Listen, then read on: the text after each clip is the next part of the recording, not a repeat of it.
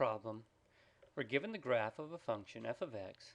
We're asked to find the domain and the range, and to answer with interval notation and as a compound inequality.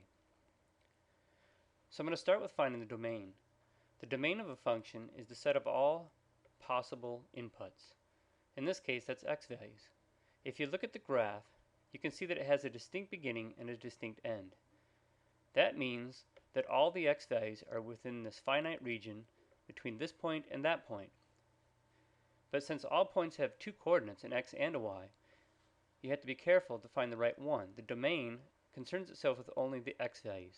For example, if I asked you how far left this graph goes, you should say -5.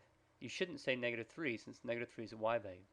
So I'm going to say that my domain can be thought of as that my x values are always bigger than or equal to -5. That alone is not good enough because there's lots of x values bigger than or equal to -5 that aren't part of my domain. For example, 5 is bigger than or equal to -5, but it's not part of the domain. There's no points over here. So this is going to be an AND situation that both these conditions have to be met to be part of the domain. To be part of the domain, your x values have to be bigger than or equal to -5, and at the same time, your x values have to be to the left of this point right here. So what's the x value at that point? Well, it's 4. So your x values are always between -5 and 4, and including -5 and 4. So I'm going to say x has to be less than or equal to 4. If you type this into MathAS this way, you're probably going to get a syntax error because it's asking you to write the answer in compound inequality notation. With compound inequality notation, with an AND situation, you can always write the smaller number first, -5, the letter x, and then the bigger number 4, and then put less than symbols. And then you should go to the graph and make sure that you should have equals here. The fact that I'm choosing to write equals here was because we had a closed dot. So I should have said, for example, had this been an open dot right here, which it isn't, but let's say it was. If this had been an open dot, what that would mean is 4 wouldn't have been part of the domain, but any number infinitely close to 4 would be. For example, 3.999 would be. So what you would do is if this was an open dot is you wouldn't put the equality here and you'd say x is strictly less than 4. But since both my endpoints have closed dots, I'm going to write equality in both of those. Let me talk for a minute just to show you why this is the same statement as above. First of all, this part of the compound inequality says x is less than or equal to 4. Well, that's exactly the same thing as what you've written up here. There's no difference. Likewise, the left-hand side of the compound inequality notation says that -5 is less than or equal to x. Up here, it says x is bigger than or equal to -5. This might seem like a contradiction, but if you look at it, they really mean the same thing. If -5 is smaller than or equal to x, that must mean that x is the bigger of the two. So if I switch it around, that means x is bigger or equal to -5, which is the same thing as we have up here. So compound inequality notation really is saying the same thing as this up here, just slightly different form. Finally, we need to write our answer in interval notation, which is exactly the same thing as these two statements, just a different way of writing it. With interval notation, you can always write the smaller number first, comma, the bigger number, which is 4. You don't need to write the letter x because it's assumed, since we're asked to find the domain, that we're working with x. Now you either use a parenthesis or a bracket on both sides of the numbers. Since I have closed dots, which means I have equality, x can actually take on the values 4 and -5. What we're going to do is we're going to use brackets. But just so you know, suppose this would have been an open circle here on the 4. Had that been the case, you wouldn't have said x could be equal to 4 here. You would have no line here, you'd have no line here. And then with interval notation, what you would have is you'd still have a bracket on the -5. But if this was an open circle, then you'd have a parenthesis here instead of a bracket. But I'm going to erase that since that wasn't the case. So I'm going to go over here in MathAS and type this in and show you how it would look. The domain written in interval notation would be simply what I've written here. Bracket, left bracket, -5, comma 4, right bracket. With the compound inequality, you're going to run into a little problem. You'd write -5, but there's no less than or equal sign on a standard keyboard. So the way we get around this sometimes is just to have you write less than and then equals, like I'm doing here. Then the letter x, then less than or equals again, and then 4. If I was to hit preview, you'd see that it would change this notation into what we want. Instead of the less than or equal sign looking like this, it looks like the way we want it. Looks like I'm done with the problem, but it's not true. There's actually another question. find the range written in both notations.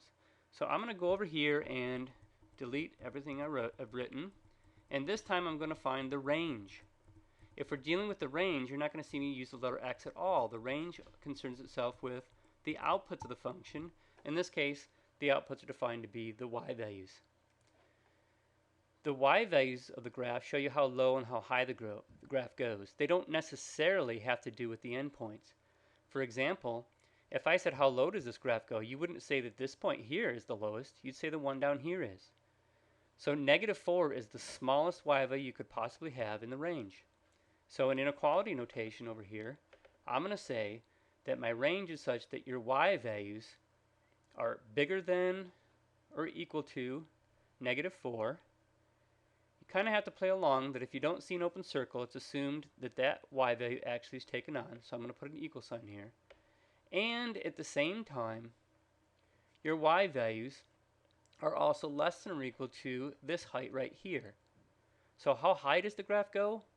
Be careful not to use the number 4. This point is important, but we're doing the range, so I'm looking at y values, I'm looking at the height. The highest this graph goes is 1. So on the y-axis, I could say that my graph lies between -4 here and 1. My y values are always between -4 and 1. So my y values are less than or equal to 1. Now it doesn't matter which order you write the statement. Normally I'd write y is less than or equal to 1 and y is greater than or equal to -4. I'd switch them. But with compound inequality, it's standard notation to always start with the smaller number and then the bigger number. So I'm going to say with the compound inequality, like I said before, we're going to write the smaller number first, comma, or not comma, but the letter y, and then the bigger number is 1. Use less than symbols, and then go back to the graph. If there is a closed circle, you need to write equals here. If it's an open circle, that means the y value actually isn't taken on by the graph, so we wouldn't put a line there. But since both points are closed, y can actually be equal to 1, and y can actually be equal to -4. Again, this statement here is just a condensed version of this. This says y is less than or equal to 1. This says y is less than or equal to 1.